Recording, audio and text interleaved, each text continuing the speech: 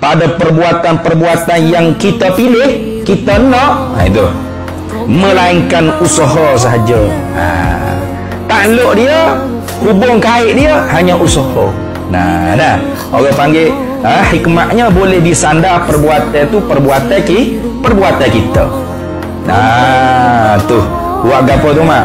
Duduk makan, duduk semaya, duduk puasa, duduk baca, duduk mengajar lah tu. Kerana terbit perbuatan tu di kita.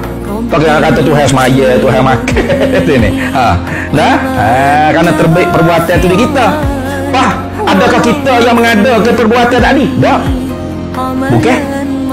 Yang menjadikan perbuatan itu siapa? Allah Subhanahu wa taala. Fattaksiru laisa illa. Fattaksiru laisa illa, maka bermula yang memberi bekal itu tidak adalah ia illa melainkan lil wahidil qahari jalla wa ala, melainkan bagi Tuhan yang esa, satu-satunya Tuhan yang memberi bekas, yang mengada, yang meniada dan sebagainya. Itu orang panggil isyarat tauhid fil af'al, dia panggil mengesakan Allah Ta'ala pada segala perbuatan. Apa sahaja yang ada di atas kerajaan Tuhan ni, di dalam kerajaan Tuhan ni, semuanya adalah kesan daripada perbuatan Allah saja.